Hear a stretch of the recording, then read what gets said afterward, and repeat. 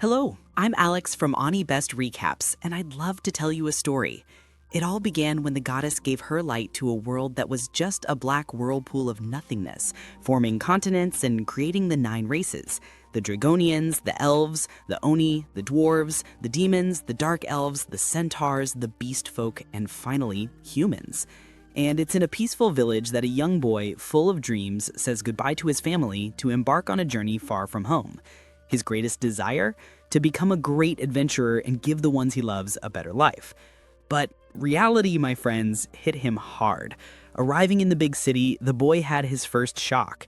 Everyone there lived in a rush, with no patience at all, a completely different atmosphere than what he knew. And things got even more tense at his presentation at the local Adventurers Guild. He identified himself as Light to register, and the clerk, of course, asked what his gift was. That's when he revealed Unlimited Gacha. By pressing the Gacha button, a card would come out, and Light would summon the item described on it. On his first try, he summoned a fork. The problem? The object came out all bent, completely unusable. Trying to hide his embarrassment, the boy insisted twice more, summoning an apple and then a piece of bread.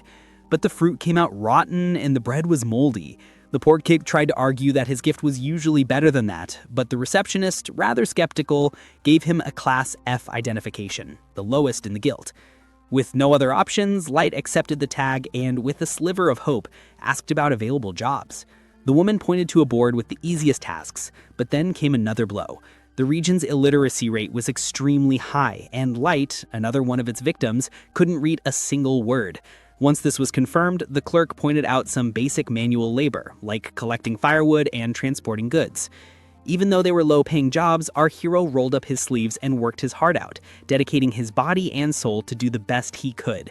His reward came at night, when, exhausted, the young man received his payment, a small pouch with coins of such little value that even after a full day's work, it would barely be enough to buy a decent meal. And to make a complicated situation worse, a group of beast folk decided to pick on the poor boy, knocking him to the ground and stealing his hard-earned money. The worst part? The people around witnessed the scene and acted with total indifference, some even telling him to get out of the way, as if he were nothing more than trash thrown in the street. However, not everything was thorns. To the boy's surprise, from that same group that attacked him, an elf, as beautiful as the day, extended a hand to help him. She even knelt on the ground and gave him a hug, a gesture of affection Light never imagined he would one day receive. An elf dirtying her knees for him. The boy thought he was dreaming, but the woman assured him it was all very real. Her group was called the Concord of Tribes, and each member represented one of the 9 races born from the goddess's light. There was the Beastman Garou, the Elf Sasha, the Dragonian Drago, the Demon Diablo, the Oni Oboro, the Dwarf Nano, the Dark Elf Sion, and the Centaur Santor. But one race was missing to complete the group, and they wanted Light to be the final member, representing humans. Together, they would fight against discrimination and make the world a more equal place. Of course, Light wouldn't miss a chance like that, and he accepted on the spot, joining the team. But, my friends, keeping up with such a powerful group of adventurers was anything but easy. As the days went by, Light faced terrifyingly strong creatures, and being the weakest link in the group, he always needed to be protected by his companions, usually by Sasha, who made it a point to keep the young human safe whenever possible. In fact, because of this overprotective behavior, she became the target of jokes from her friends, who said she was always putting Light under her wing. She swore up and down that she was only trying to prevent him from getting hurt, because if something happened to him, it could tarnish the group's reputation. The truth is, even though he wasn't a fighter, Light made himself useful by carrying the allies' belongings and preparing incredible tea during their breaks from adventure. This, little by little, earned him the trust of his companions. Until, at a certain point inside a dungeon, the leader, Drago, asked everyone to stop walking. According to him, that place was perfect for what they were about to do, as it was practically a dead end.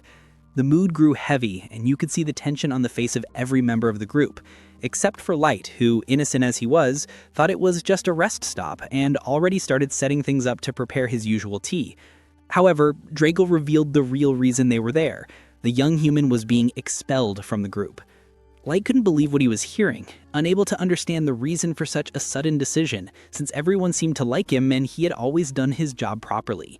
Even Sasha, who had always shown him such affection, now acted with deep contempt, impatient with the boy's inability to understand what was happening.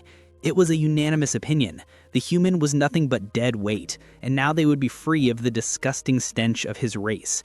In total disbelief, Light asked why they had included him in the group in the first place. They explained that their superiors thought the boy might be a master because of the gift he possessed. That's why Light had been observed the entire time, like a lab rat, so they could study him more closely. But the conclusion was clear. Light had the normal status of a human, which meant he was not a master, and that made him instantly useless to the Concord of Tribes. At that moment, Sasha even celebrated, since her mission was to continue the elven bloodline. Fortunately, she wouldn't have to marry an inferior race like humans. In any case, adversaries had ordered the boy's death, which is why they brought him to that dead end, where they could take his life without raising suspicion. To carry out the order, the beastman Garou showed his steel claws, which would be used to tear the innocent target apart. With a direct blow to Light's face, blood began to flow. And right then, the boy was certain they were really going to kill him, here and now. The human survival instinct of course made him run desperately for his life. That's when Sasha shot an arrow that violently pierced his leg, cutting his escape short and leaving the boy completely surrendered to death. Not giving up, Light crawled across the ground as Garou approached every second that passed. Crying, the boy screamed that he didn't want to die.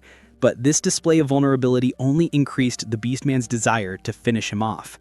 And by a stroke of fate, Light hit the jackpot when he accidentally triggered a teleportation trap that was set on the ground. His enemy even tried to stop him from being teleported, but Light managed to escape successfully, and now he was safe. Or rather, at least for the moment. Because from the looks of it, the place he ended up was in the deepest depths of the dungeon, where incredibly powerful creatures were certainly lurking, ready to appear at any moment. Knowing he was going to die, Light cried and said goodbye to his family in his thoughts, since he wouldn't have the chance to do it in person. Left to his fate, the poor boy was abandoned by his friends. Or rather, by those he thought his friends were. They had always shown him respect and affection, making him happy during the time they adventured together. In the end, all that talk of equality between the races was nothing but nonsense, and his former companions revealed themselves to be the worst kind of people. Even so, Light didn't throw in the towel. After everything he suffered because of them, he promised to kill them all, one by one, carrying out the revenge that would one day come. In this case, Light would first need to deal with the Hellhound Serpent that had just appeared in the cave, a level 1000 creature against which the human had no chance of winning. Now, despite being infinitely weaker than the monster in every aspect, the boy couldn't simply be devoured without at least trying some form of resistance. With no weapon in hand, all Light had was his much criticized gift, the Unlimited Gacha. From that moment on, all his hopes were placed on this ability, and whatever the goddess willed would happen. So he pressed the button on the item and released a card. And then suddenly, a woman was summoned, and vowing to protect her master, she annihilated the Hellhound Serpent with unbelievable ease, wearing her maid uniform. After resolving the situation, the woman apologized for not preventing the boy's injuries. But in any case, she was able to heal every wound he had suffered, even the one from the arrow in his leg, simply by placing her hand near his body and releasing a soft green energy. Always speaking with a strange formality full of difficult words, the maid asked if her master could reveal his name. Upon learning it, she began to call the boy Lord Light. In turn, she promised to serve the boy under any circumstance, even if she had to sacrifice her own life. Vowing eternal and unconditional loyalty, the mysterious figure introduced herself as Mei Lai, the ever-seeking maid, an extremely rare level 9999 card that had been summoned through Light's ability, the Unlimited Gacha. Then, Mei Lai used her appraisal technique to analyze the young boy's status. What she saw were several layers of blocks and a potential she already knew her master possessed, because her experienced eyes could see far beyond what the simple sight of an ordinary person could reach. According to the maid, the Unlimited Gacha was far from useless. The truth was, no matter what everyone thought, this gift had a trick that few knew. Its power was influenced by the mana flow of the location where the item was activated. The greater and stronger the flow, the greater the gacha strength. In this case, as was obvious, Mei Lai could only be summoned because Light had ended up in the depths of the dungeon to do it, where the energy was powerful. She was even sure that the boy had done this on purpose. Without much pride, the boy admitted that he had landed there by chance, fleeing after being coldly abandoned by those he swore were his friends. And remembering his recent trauma, the boy couldn't hold back his tears and showed himself completely vulnerable in face of such a terrible experience.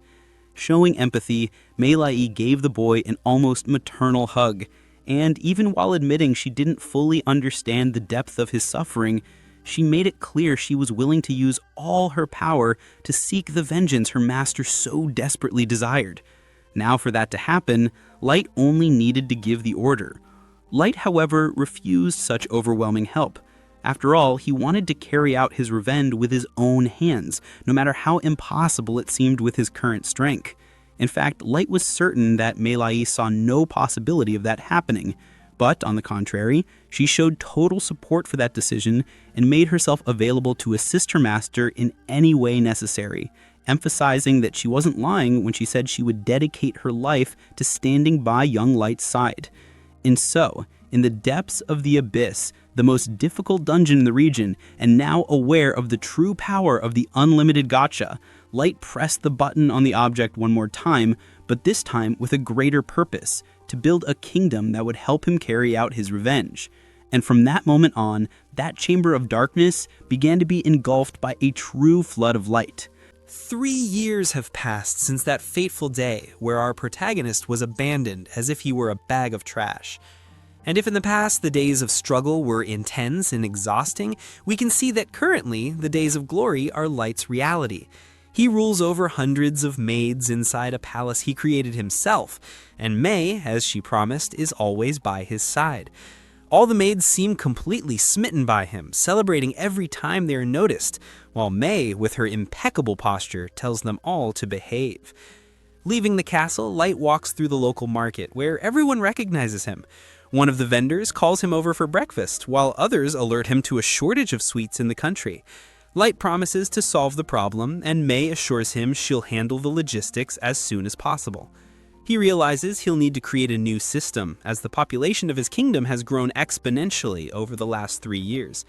He asks Mei where his other legendary summons are, and Mei replies that Aoyuki, the beast tamer, is busy mapping the dungeons and forests. Light thinks about the monsters that roam there, but knows they are no match for a genius tamer like her. Mei continues, saying that Ellie, the mage, is working hard to create a special magic for his grand plan. As for Nazuna, the knight who is excellent in close combat, but let's just say a bit of an airhead in other areas, Mei replies that she's put her on castle patrol, a simple task that would keep her out of trouble. Light doesn't mind. After all, Mizuna's chaotic energy makes things more interesting. However, he does make an appeal, mentioning that with so many incredible waifus being introduced in this episode, it would be disrespectful to Alex if you, who are watching this recap, didn't leave a like and some hype to support the channel. Something that Mei herself agrees with, saying that whoever leaves a like and hype, subscribes, and hits the notification bell has a special place in her heart. At that, the scene shifts and they return to the castle, where they are called by Jack, the last of his 4 legendary summons, who invites him to train. Mei, a little irritated, tells Jack to address Light with proper respect, but Jack, with his laid-back demeanor, completely ignores her. Light tells Mei it's fine, as he considers Jack an older brother. On the training grounds, the two get ready. With a burst of speed, Light rushes forward and lands a punch straight into his opponent's chiseled abs, pushing him back with surprising strength. Jack, satisfied, praises Light's power, saying that a normal adventurer would have died from that punch. They meet in the center of the arena again, trading powerful blows. Meanwhile, in another part of the castle, Nazuna patrols the corridors with her head empty when she's approached by other maids. They flatter her, saying they feel safe with her around. Nazuna is ecstatic, falling right into their trap. The maids then suggest she should check Light's chambers to ensure everything is secure. Nazuna thinks it's a brilliant idea and runs to the room. As she tries to open the door, she comes face to face with Mei. Nazuna asks what Mei was doing there since Light was training. Mei, blushing violently, stammers that she was cleaning the room. Nazuna insists she needs to check the place, and before May can stop her, enters and notices the messy bed. With her innocence, she comments that it looks like someone was rolling around and sniffing the pillows, and asks if May did that on purpose. May, taking advantage of the vampire's denseness, confidently claims that it's her special bed-making style. Nazuna is impressed and asks to learn, but May refuses, saying it's a trade secret. Nazuna then remembers the maids asked her to deliver a message.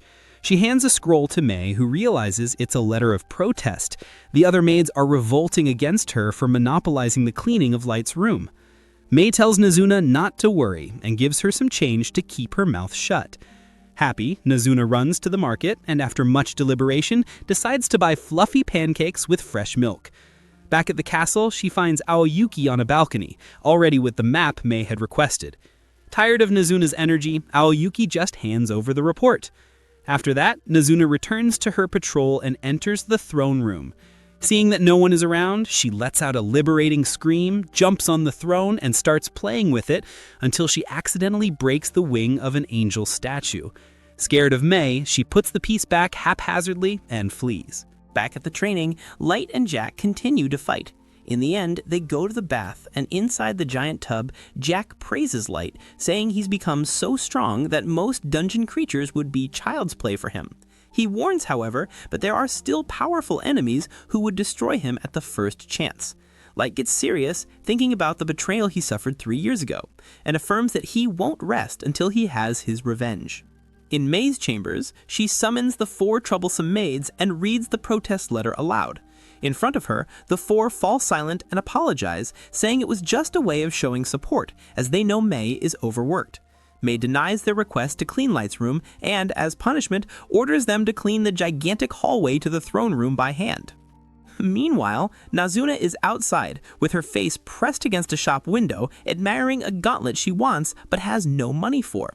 She bumps into Ellie, who asks what she's looking at. Ellie reveals the construction she was supervising is going well, so she decided to take a break. The two start arguing about who is closer to Light. Ellie boasts that she is directly involved in the revenge plan, unlike Nazuna. She even mentions having a lovely evening tea with Light, and that next time she'll arrange a private dinner. Back at the castle, the 4 maids, while cleaning, are busy plotting against May, mentioning that her tyranny is reaching the stratosphere. They think about snitching on her to Light, but give up, fearing her wrath. They conclude that Light cares so much about May because she was his first summon, spending 2 whole months with him alone in the dungeon. Flooded with jealousy, they start rolling on the floor and decide to perform a voodoo ritual to get May out of the equation. And I honestly laughed a lot with them so far. They're a great comic relief for the anime. However, unfortunately for them, May overhears everything and enters the room, cornering them. They immediately apologize, but May, who had returned feeling she had been too harsh, now realizes she hadn't been harsh enough. She orders them to clean the throne room as well. Helpless, they obey. While dusting the throne, the clumsy green-haired one knocks over the piece of the angel wing that Nazuna had broken. The maids panic, thinking it's their fault and imagining what May will do to them. The next morning, Light enters the dungeon and finds Nazuna, Ellie, and Oyuki already waiting. He bids them good morning, while Nazuna and Ellie immediately start bickering. Suddenly, a monster emerges from the shadows, and Light freezes. It's a hellhound, just like the one he saw on that fateful day when he was left to be eliminated. He knows he's much stronger now, but the trauma from that day still haunts him. His blood runs cold just seeing the creature. His party, however, feels no fear. On the contrary, they become enraged seeing that the monster has upset Light. Nazuna gets ready to chop it into little pieces. Ellie asks for permission to eradicate the entire species of hellhounds from the world. And Oyuki wonders if she could find hell itself just to throw the monster into its deepest pits. Their mere aura sends the monster whimpering backward, realizing how outmatched it is. Light, however, calms his group. He takes a deep breath, regains his composure, and slowly approaches the monster. Giving it a pat on the head, he knows that even if he gave the order as a joke, his legendary summons would actually wipe out the entire race. He then turns to them with a new glint in his eyes and declares that they need to head to the surface. Today, their plan for revenge begins. While Light is getting ready, we get to see what's happening in another part of the world. And, my friends, it's Garou's turn, that beastman Traitor. He's walking through his town, and since he's the local hero, everyone is sucking up to him. To give you an idea of the level, some random guy even offers him his own sister, but Garou isn't interested. And then, just to prove he's a complete asshole, he sees a poor human child digging through the trash for food. The kid wasn't even near him, but Garou makes a point to go out of his way just to go over there, knock the child to the ground, and spit in his face, for pure pleasure. This guy has already guaranteed his spot in hell, right? Right after, he and his lackeys go to a private room to start the ass kissing. And let me tell you, the guys lick his boots without mercy. They comment on how incredible it is that he came from a slum and is now the favorite to be the next chief. Then they ask him how he got so far. Garou, acting like he's the big shot, brags that he just uses his instincts to pick the best jobs. And then he mentions that one job from 3 years ago where he got paid big bucks to pretend to be part of a race unification group, and all he had to do was finish off a human suspected of being a master. He admits he never confirmed if Light died, but he was so weak that it was impossible for him to survive down there alone. For him, it was better to just forget that brat. But that's when fate comes knocking, my friends, because as the scene develops, we see Mei simply walk into the room asking for Light. Garou's lackeys immediately shout, saying she can't talk to the chief like that. But he, curious, tells them to relax as he wants to know what she wants from him. Mei, with that impeccable poker face, introduces herself as the maid of Lord Light and makes up a story on the spot, saying that Light is of noble blood and she's been scouring the continent looking for him. Garou obviously gets a bit suspicious. After all, the people who hired him did a thorough background check on Light, and he never mentioned being noble. But on the other hand, Mei totally looks like she belongs to a rich family, and Garou already sees dollar signs. He sees this as a good opportunity to make some cash. He asks what she wants, and Mei says she discovered that Light supposedly died in the dungeon 3 years ago. Because of that, she wanted him to take her to the last place he was seen so she could pay her respects. And to sweeten the deal, she offers payment in solid gold. But Garou's instincts start going off, warning him that this is a trap. After all, it's very suspicious that she's paying so much just to be led into the dungeon. But then he looks at Mei, a common human, apparently weak, and he ignores the warning, thinking, there's no way a simple human can beat me, he thinks, and I'm just here rooting for this bastard to get wiped all over the floor, but let's continue. He agrees to take her, but then he starts putting on an act, saying he's not doing it for the money, but because Light was a great friend and he wants to help in any way he can. Mei knows it's total bullshit, but she has to stay in character, so she thanks him. And so, after a month's journey, the group is arriving at the spot where Light was betrayed. Of course, Garou had no intention of honoring the agreement. His plan was simple. As soon as they got there, he would attack Mei and let her die, the same way Light did. As soon as they reach the exact spot, Mei falls to her knees, faking total despair about how hopeless Light must have felt there. Meanwhile, Garou starts spinning another tale, saying that Light was attacked by a monster and fell into the teleportation trap before anyone could save him. But while he's talking, his lackeys are already starting to block the exit. They're ready to pounce on her. That's when Mei drops the bomb. Oh, if only I had been with Lord Light from the beginning, he wouldn't have been tricked and betrayed by such despicable trash like them. And, my friends, the moment he hears that, a chill runs down Garou's spine and he backs off. After all, no one, besides the Concordia members and the higher-ups, knew what really happened there. He demands to know how she found out and accuses her of being a spy, to which Mei obviously denies, saying she's a maid dedicated to Lord Light and suggesting anything else is a crime punishable by death. Garou feels a terrifying pressure coming from her, and even though she's just a human, his instincts are screaming at him to get the hell out of there as fast as possible.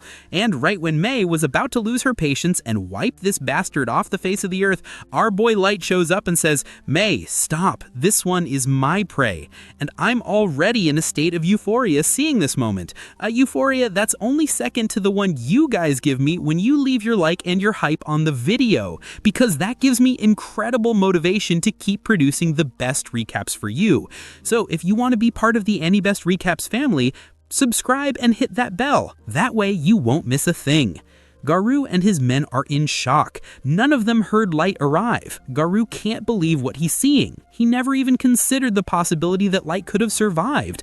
Light, all chill, says he's back for revenge. But Garou starts laughing. He thinks it's hilarious that a level 15 human like Light thinks he can get revenge on someone like him who's level 150, even mentioning that he thinks if he kills Light right there, he'll be promoted to chief on the spot. Our protagonist then sighs and asks if Garou isn't even going to ask how he survived before resorting to violence. But the imbecile just assumes Light got lucky and was saved by Mei after he was teleported, which, ironically, is exactly what happened. He then orders his men to attack, and two of them charge forward at once, but before they can even get close, Mei appears in the blink of an eye and their heads go rolling. The other lackeys can't even track her movement and start to panic, while Garou, shaking, shouts at them to calm down, saying, "It was just a lucky shot." Light thanks Mei for protecting him, but says he's got this from now on, asking her to just guard the exit and make sure no one leaves, and I'm already got my popcorn ready because I'm so excited. Garou continues with that despicable speech about how they don't need to worry because they'd never lose to inferior humans, and Light is already sick of hearing Garou talk about being superior when in reality, he's the one who is weak there. Garou, of course, doesn't believe Light, mentioning that everyone knows humans are weak, which makes our protagonist ask, if you're all so strong, why are two of your men's heads rolling on the floor? Garou dodges the question, saying it was carelessness, accusing him of using a magic artifact and all that, and then he and his lackeys charge at Light. Our protagonist then calmly closes his eyes and simply humiliates the entire group without even breaking a sweat, striking them with some kind of magic. Garou and his lackeys fall to the ground wide-eyed because he just got the biggest beatdown of his life and didn't even see it coming. Garou stands over him and asks, "Is this the best your superior race can do?" And this statement made his enemy lose it. After all, he would never allow himself to be humiliated, so he decides to go all out, crushing a necklace on the ground and summoning a level 500 Fenrir to finish Light off. He shouts proud that this is the end of the line, but our hero just yawns, saying that level 500 is still too weak to be a challenge. The opponent thinks the kid has gone insane with fear and tells him to beg for a quick death. Light sees that he still hasn't grasped the power difference, and because of that, he decides to drop his staff and says he won't move an inch, that Garou can hit him with his best attack. The opponent, thinking it's a bluff, charges up the Fenrir's maximum attack and unleashes a blast with enough energy to vaporize a fortress. But when the dust settles, Light is still there, intact, unmoved, and tougher than any fortress, mentioning that it's kind of embarrassing for him to brag about an attack that barely tickled, and it's weird to call that a Fenrir when it barely classifies as a Fenrir puppy. And then, my friends, Light decides to show him how it's done, pulling out a card and saying he'll show him what a real Fenrir looks like, and summons a divine beast, an ancestral Fenrir, level 9000. The creature is so absurd that Garou can't even process what he's seeing, while our protagonist just orders it to take care of the other wolf. The level 9000 Fenrir literally just blows in the direction of the opponent's little wolf, and the thing freezes in a block of ice instantly. Seeing Light casually do that finally makes the reality sink in for Garou, and he realizes just how screwed he is. But Light says the wolf god was just for show, that he could have handled it himself. And to make the power difference absolutely clear, Light opens his status screen for Garou to see. He is level 9,999. And now, my friends, the guy is so scared he's shitting bricks. He's so terrified at this moment because he didn't even know levels could go that high. He then throws his weapons on the ground, throws his dignity in the trash, and starts crawling, begging for his life, swearing he was just following orders and that he never would have betrayed him on his own. But Light says he has a few questions. First, he wants to know about the Masters, and the opponent swears he doesn't know what they are. Second, why the higher-ups ordered him to be killed, and he swears he doesn't know that either. He just obeyed. In other words, this guy is completely useless. Light then asks the other beastmen, and they lie to him straight to his face, saying they know, hoping to be spared. But in the next instant, Mei slices them all to bits for daring to lie in front of Lord Light. He then turns back to Garou and says he has one last question and warns him that Mei has the Eye of Judgment, which knows if he's lying. The question is, since your intuition is so good, do you think I can win a war against the surface nations as I am now? Garou swallows hard but ends up telling the truth, that Light's strength would give him an initial advantage, but he would eventually lose because he's still just one person against nations with armies and countless items. He thinks Light will be mad, but contrary to expectations, he says he already expected as much. But he mentions he has something he wants to show Garou, pulling out a teleport card at that moment and taking both the opponent and Mace straight to his throne room. The opponent is obviously terrified, not knowing what to expect, and when he opens his eyes, he's speechless because he sees his opponent's entire army at his disposal. At that moment, Light walks up to the throne and asks all of his subordinates to display their levels, and he discovers that most of the army is level 5,000 and up, and the weakest ones there are level 1,500. Now that he has seen his true military power, Light asks again, With an army like this, is it possible to win the war against the surface? And from the look on his enemy's face, well, it looks like we have an answer. He then says that as a reward for confirming that he can win, he will put him through such constant suffering that he will beg for death, while his opponent, shedding his fur from nervousness, just thinks to himself that they created a true monster. Garou, drowning in anguish and suffering, asks if he plans to become a god, to which Light confirms that being a god would be perfect for him, mentioning, however, that the future and the actions of others will determine if he becomes a merciful god or a cruel god, and that his talent will serve to develop wealth and prosperity just as much as it will to sow death and despair. After settling the score with Garou, our protagonist Light finally decides to head back home. After spending 2.5 years in the Abyss, he's running down the path, hyped, dying to see his parents and siblings after so much time. However, when he gets to the top of the valley and looks at his village, all he finds is ruins. He tries to walk down the path to get a better look, but the scene is so devastating that he just collapses to his knees. During the time he was away, the village was completely destroyed by unknown forces. Light spends a long 6 months there, digging through the rubble and giving the dead a proper burial. And let me tell you, as destroyed as he is on the inside, he feels a tiny bit of relief because he never found his siblings' bodies in that chaos. He holds on to that slim hope that they might still be alive. In fact, he's asking you, watching right now, to smash that like and hype button to increase his luck so he can find his family. And he mentioned how important it is to subscribe and hit that bell so you don't miss any updates. After finishing mourning his parents, that's when we meet his new legendary summon companions, Gold and Nimemu. Gold is the pragmatic type, and he cuts right to the chase. Master, we need to get back to action. We've been away from the kingdom for way too long. Nimemu, on the other hand, is the complete opposite, being totally in love with Light. She immediately scolds Gold for being so clueless, saying the master is grieving and needs to take it slow. Gold snaps back, saying he's just trying to get back to the comfort of his bed, and accuses Nimemu of hypocrisy because he knows she wants to go back too. But Nimemu is loyal to the extreme. Unlike you, I'll stay with Master Light even if I have to sleep on the peak of the coldest mountain. Gold says she got it all wrong, that he'd do the same, but he doesn't want the master sleeping in the cold because it'll ruin his health. And with that, Nimemu finally agrees with him.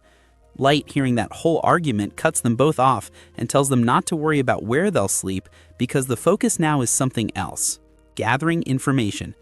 He knows his army could simply steamroll the entire world, but it would be stupid to go to war without a strategy. He theorizes that his village was invaded because the Federation suspected he was a master.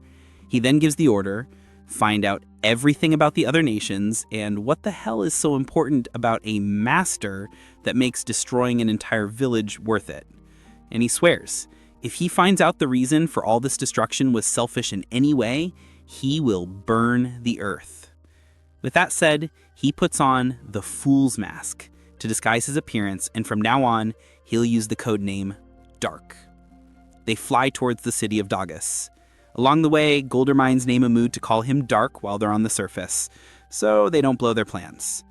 While they're walking through the forest, they stumble upon a carriage being robbed by dwarf bandits.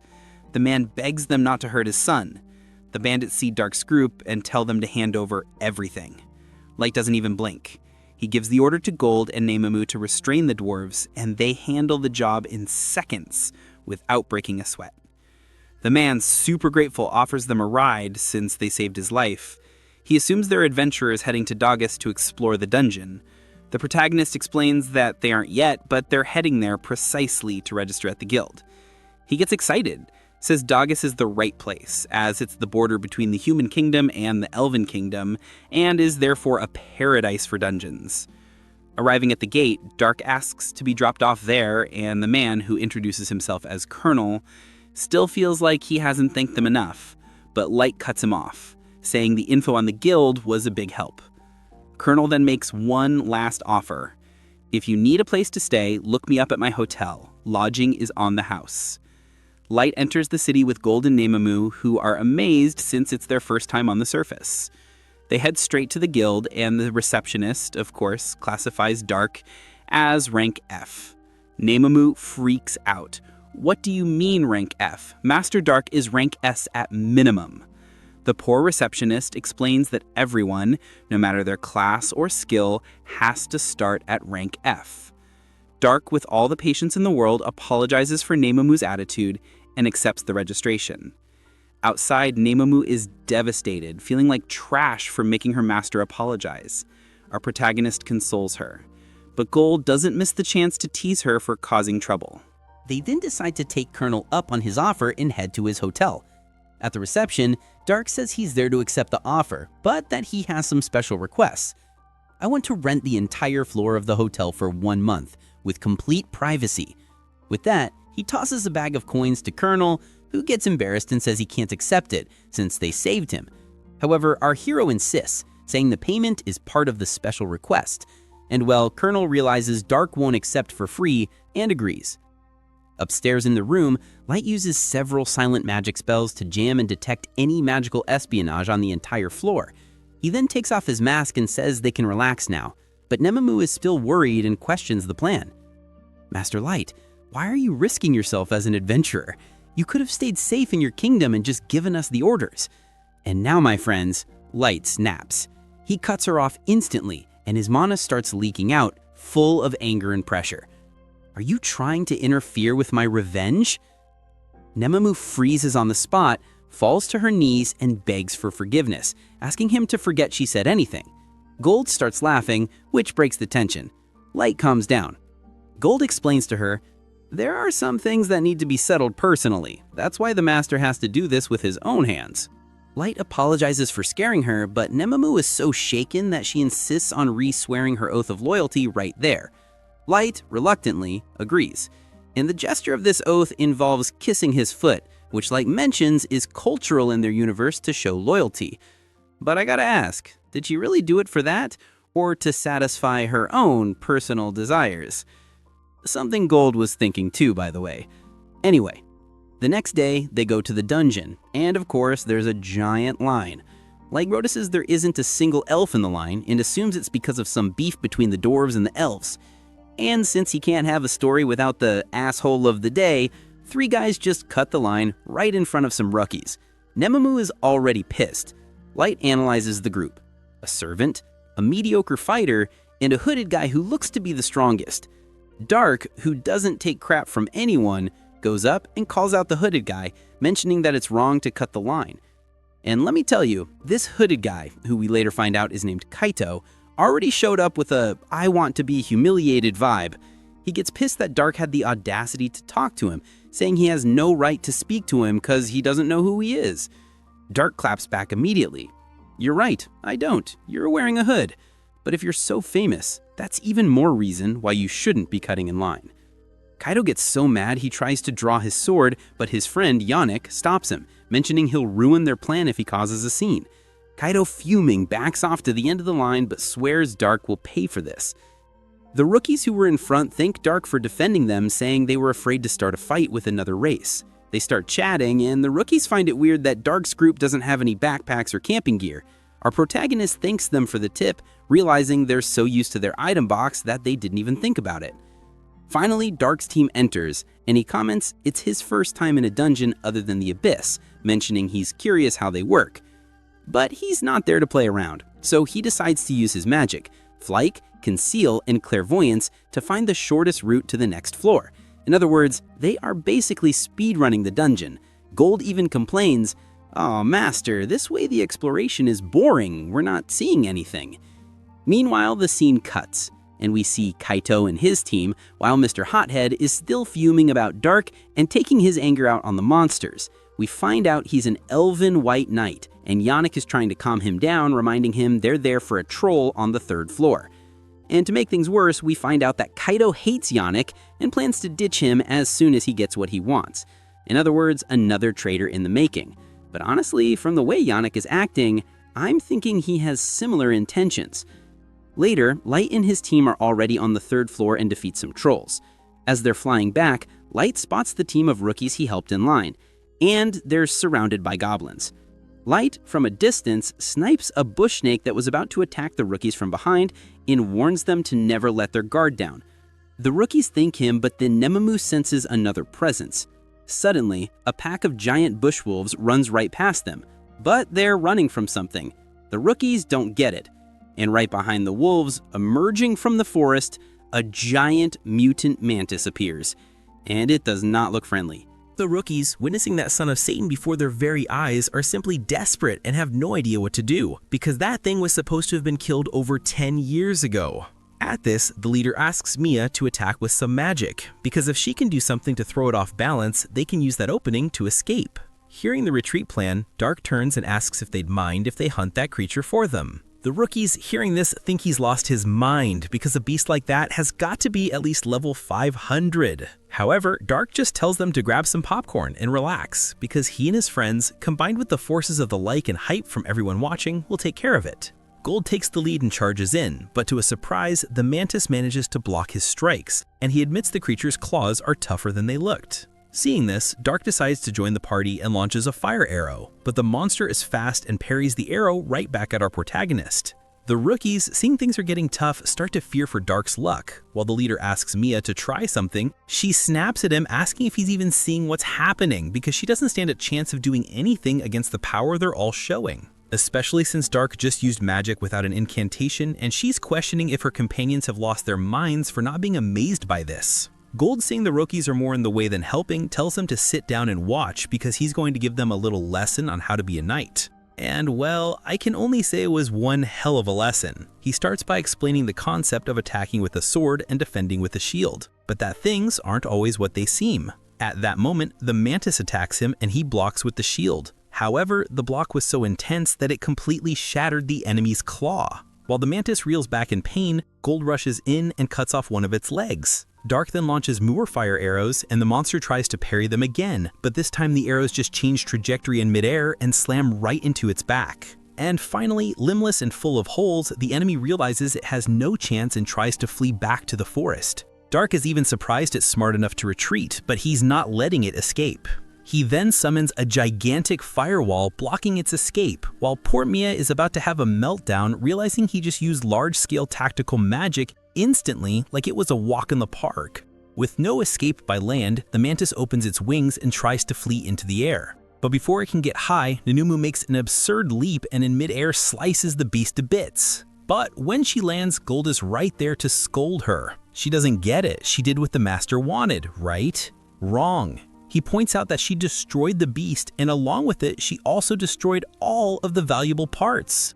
In other words, they can't sell anything from the hunt. Nanumu realizes the huge mistake she made and immediately drops to the ground, begging her boss for forgiveness. He, all chill, says it's no big deal. Meanwhile, the rookies are just standing in the corner trying to process if they really just saw humans do all that, or if it was a mass hallucination.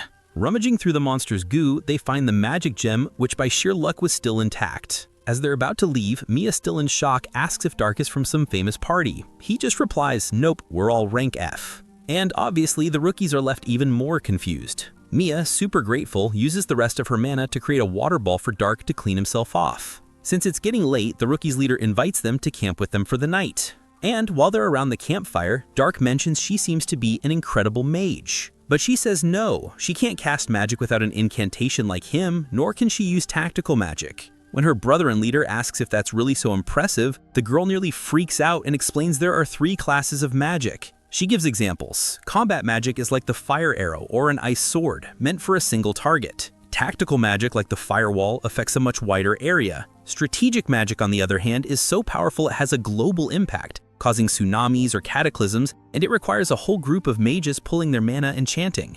She continues, saying that for dragonoids, elves, dark elves, and demons, casting advanced magic is easier. But for humans, it's an incredibly difficult task. And with all that said, Dark just casts magic without an incantation. So yes, from a magical perspective, it's completely insane. However, Mia's brother, full of pride, says she's good enough to get a recommendation to the Duchy's Magic Academy, and that he's sure she'll be able to cast tactical magic someday. Dark then asks if the Duchy is that nation created by all the races together, the Principality of Nine. The kid says yes, but then something bad happened, and her brother tells us they lost their parents to a plague, and because of that, she could never go. He tells us they formed this party with Gimra and Wordy, their childhood friends, just to survive. And let me tell you, that hit Light right in the feels, reminding him of his own sister. Pressured to tell his story, Dark makes up a drama saying his parents died in a fire and he was left with severe burns, which is why he's searching for a magic potion. While this sad vibe is going on, the scene cuts to that asshole Kito. He and Yannick are in the dungeon hunting orcs. Yannick wants samples for his research, how to break the level caps imposed on each race, and for that he needs a human guinea pig, and Kito knows exactly who he wants to hunt. Sometime later, Dark is back at the guild, and he's become a celebrity. His group even has a name now, the Black Motley. He's drawing so much attention that two human adventurers, Suvelin and Gilbert, come over to congratulate him for reaching the 5th floor. Light is happy after all. This was the plan, get famous.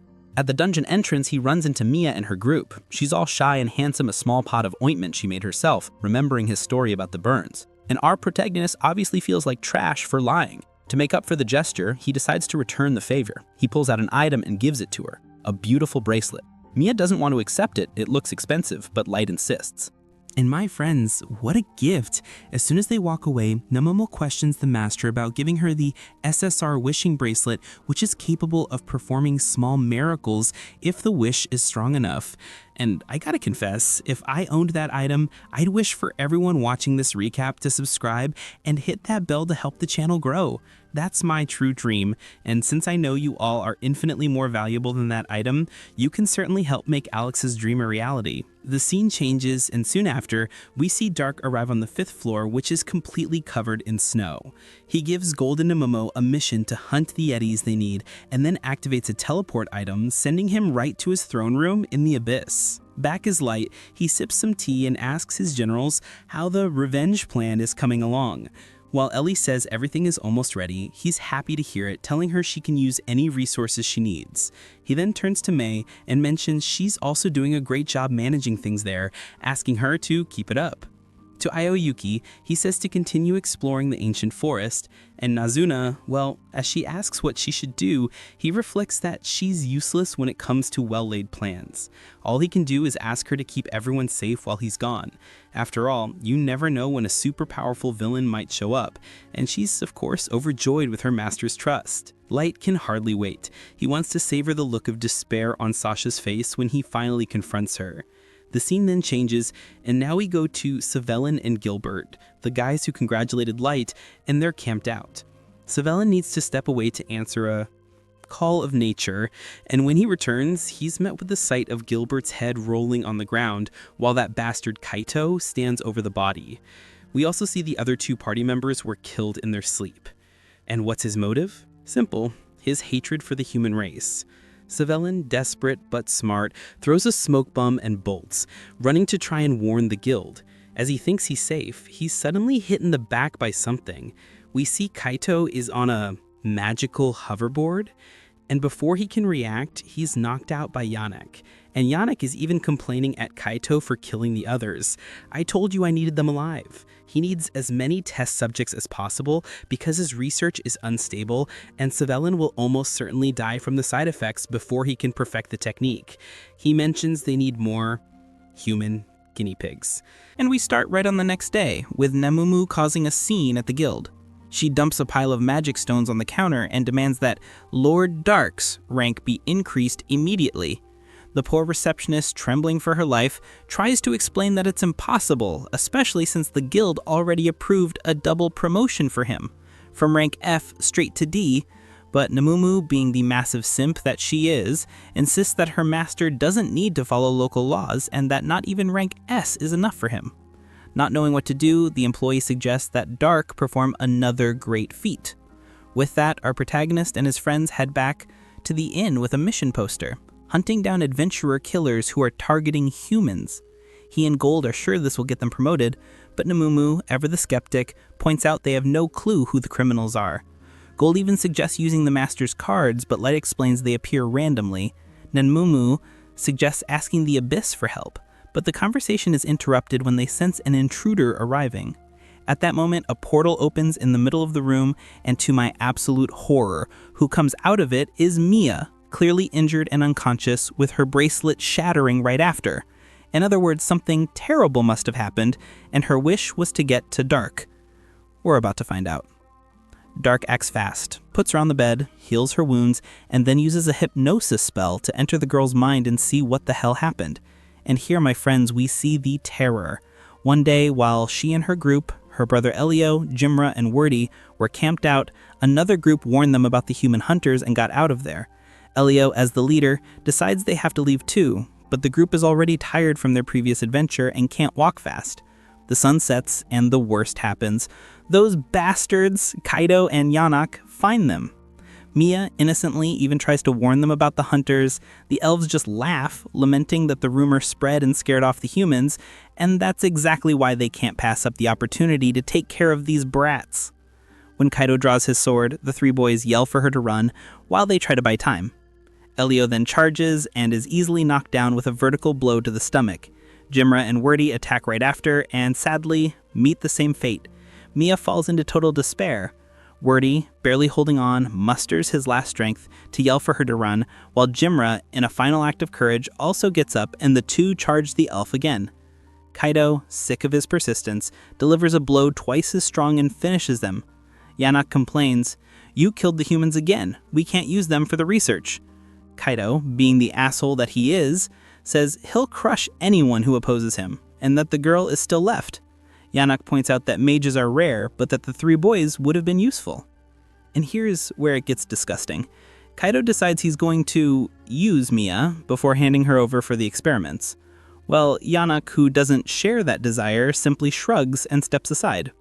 Kaido approaches Mia, who's paralyzed in fear, and asks why she's scared since she's about to have the privilege of being used by a future legendary hero. But in the middle of this, Elio tries to get up again. He screams for Mia to run, and this time, Mia obeys. Kaido turns to chase her, but Elio throws himself in front of him. Yanok yells not to kill the boy, and Kaido snarls that it's harder than it looks. And that's when Elio, the hero of this episode, drops this gem. Fighting is about using your head to surprise your enemies.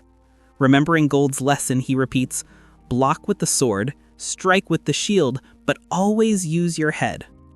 Drawing strength from the bottom of his soul, he fakes a sword attack and uses his shield to slam Kaido and knock him to the ground. And I was just totally hyped by that move. I hope that you watching will honor the persistence of a desperate brother facing such vile enemies, and leave your like and hype to help him in this battle, even if it's just to give him a safe passage to the next world. Right now, Kaido is on the ground in disbelief, and the hatred he feels for that kid reaches its peak. He activates an ability of his sword, the Grandius, which pierces Elio's chest, leaving him impaled in the middle of the field.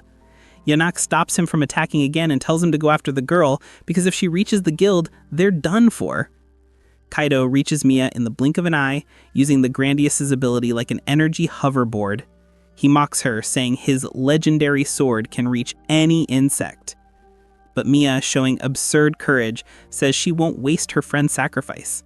She attacks with ice spears, which are easily destroyed, and when she tries to run, she's taken down and her leg is injured. Kaido orders her to surrender, but Mia spits in his face.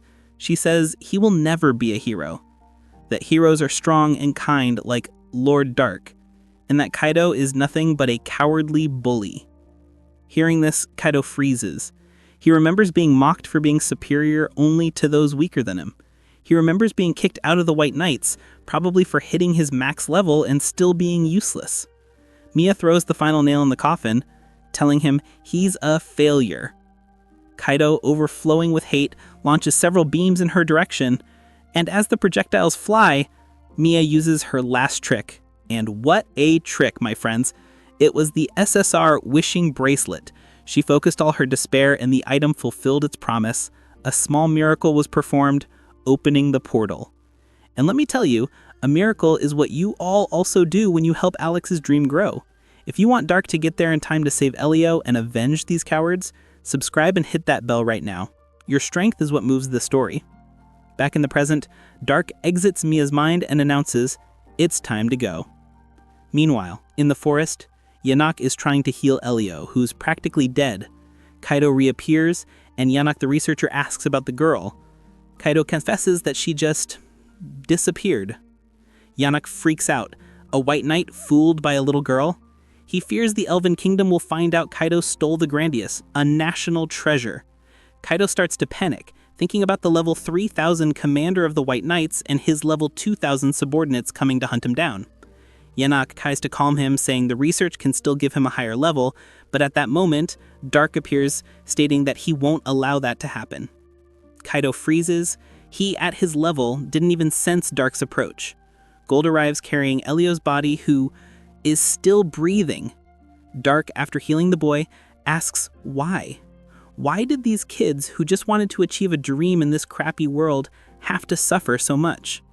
He says that maybe in another world they could have been friends, and that's why he will never forgive these two. Yanok, with the most punchable face, tries to lie, saying he was the one who saved the boy. But Dark cuts off the lie. "I'm with the girl you were chasing. But relax, I didn't tell the guild anything." Kaido, thinking it's his lucky day, bursts out laughing. "Great! Now all I have to do is kill you and the problem is solved." Dark asks if this hero talk is a joke. "The only reason I didn't tell the guild was so that you could become my prey. I'm going to make you suffer so much you'll beg you never were born." With that said, he tells Gold and Namumu to stay out of it, and walks towards the elves. Kaido, consumed by rage, attacks with everything, but Dark blocks the sequence of blows easily and counters, slamming his staff into Kaido's stomach. And I gotta say, I'm just feeling pure satisfaction as he asks, "Is that all the legendary hero can do?" Even more pissed, Kaido activates the Grandius and launches several clones of the sword. Yanok, watching, can't believe it. He's witnessing a human fighting on equal footing with a Phantom-class weapon? Kaido starts throwing a tantrum, saying Dark is cheating, that he's a fighter, not a mage. Namumu and Gold comment, "The master is neither. The closest thing would be an unlimited card mage." Dark then conjures a rain of ice swords without an incantation. Kaido sends his clones, but the ice rain destroys all of them. Yanok's jaw is on the floor at Dark's mana pool. Kaido tries everything, but Dark's defense is flawless. He doesn't even need to move. The ice swords alone are enough. Kaido's completely freaking out, refusing to accept that he's losing to a human. And then he drops the bombshell. "I won't lose. I have the sacred sword Grandius, granted by the heavens to a master from the past." Dark's group is in shock. He asks Kaido what he knows about the masters. Kaido lets out a laugh and answers, "If I know them? I don't just know them. I'm a descendant of them. I carry their blood. I am a submaster." Light, hearing he's a supposed submaster, changes the plan on the spot. He informs Gold and Nemu that he's not killing them now. Instead, he's taking them to the Abyss to rip every last piece of information out of them. The two understand the mission and get ready to face Yanok, while the Master handles Kaito. But Yanok, the coward scientist, immediately starts whining that it's not fair, that he's not a fighter. However, he had a trick up his sleeve. He points to the two servants with him, and the guys start to transform, revealing they are the disgusting results of Yanok's experiments, human-monster hybrids. And the bastard even brags about it. He says he combined them to surpass their limits, and that he plans to do much more, he just needs more human guinea pigs. Light's group is disgusted, but then comes the gut punch. Light recognizes one of the hybrids. It's Sullivan, the adventurer who congratulated him at the guild. What a rage, my friends. Light regrets not being able to save the guy, but now there's nothing to be done. He gives the order to Gold and Nemu, end their suffering. Nemumu and Gold charge in and attack, but they see the hybrids have some seriously OP regeneration. This makes Yannick let out that disgusting villain laugh, calling them fools for thinking they could beat his creations. Gold and Nemumu, already sick of his crap and wanting to end the poor soul's agony, decide to use their special moves. They coat their weapons in mana and charge in. Yannick starts to mock them again, but then he notices the hybrids aren't getting up. In other words, they're toast. This scientist freaks out, unable to believe his life's work was erased so easily, and while he's frozen, Nemumu comes up from behind and delivers a massive, full-force kick right to his nuts, making the guy nearly turn inside out.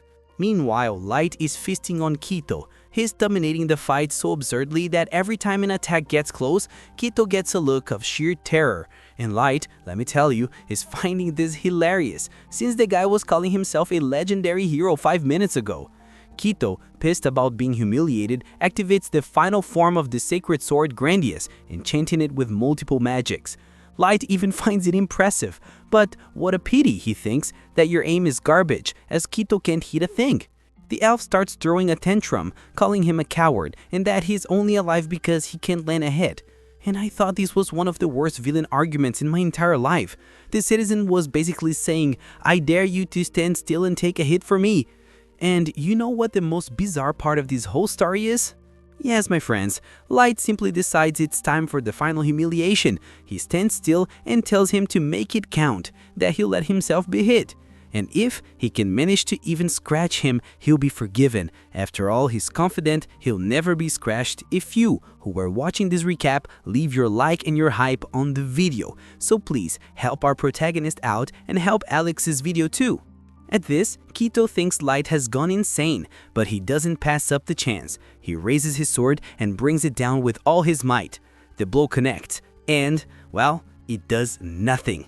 Damage, 0. Quito can't believe it. How did a human tank a direct hit from the Grandius?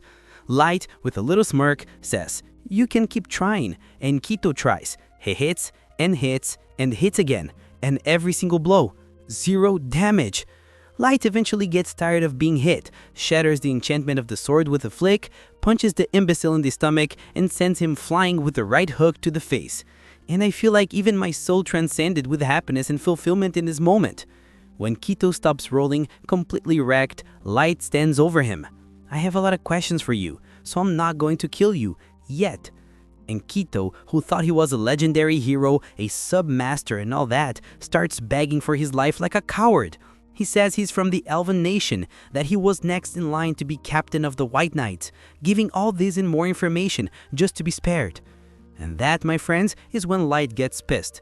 He's disgusted by the cowardice. A hero? You? Surrendering so easily? A hero fights to the end. And Light says who the real heroes were. Elio, Jimra, and Wordy. They fought to the end, even knowing they didn't stand a chance.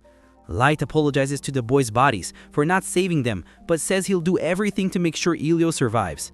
He activates his teleport magic. Quito, desperate, asks, "What about me?" To which our protagonist just says, "Oh, you two are coming with me." In the blink of an eye, Quito and Yannick open their eyes in the throne room, deep in the abyss. Yannick freaks out. How did they get from the Dagas dungeon to the abyss? And then Light's generals arrive. Mei, Ellie, Oyuki, and Nazuna. They hear the story. They find out what these bastards did to humans. And their gaze, my friends, it's a look that kills. They immediately start discussing methods of torture. Quito and Yannick, seeing the danger, start blaming each other. It was his idea. No, it was his.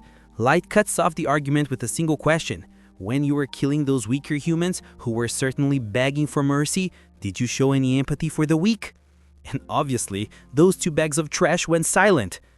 Our protagonist just finishes by saying they'll get the same treatment. In other words, guys, justice will be served. The scene then changes. Sometime later, Mia wakes up at the inn and Light is there. He tells her he managed to save Elio, but unfortunately, Jimra and Wardy didn't have the same luck. All he could do was bring her a lock of hair from each of her precious friends. And the scene is just heartbreaking, and Light even reflects on whether using his strength only for revenge is the right thing to do. The next day, Light goes to the guild, reports the incident, but lies saying the killers disappeared. And as a reward, he and his party are promoted to rank C.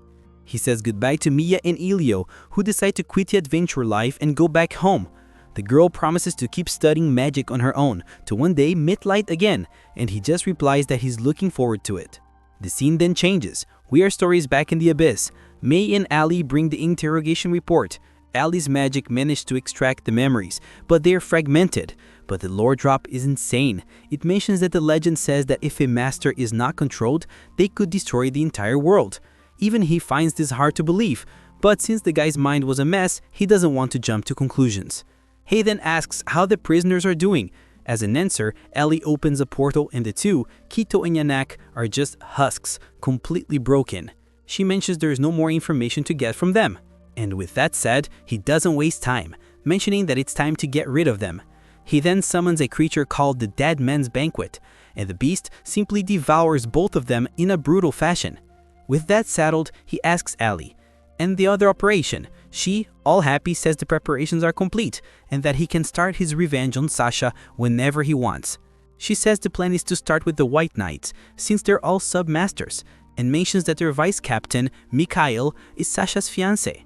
And then, my friend, the scene cuts. To where? Yes, to the Elven Kingdom. Sasha and Mikhail are having a drink and laughing. And laughing about what? Simple, she's telling him, with all the mockery in the world, about how much they love to see humans suffer.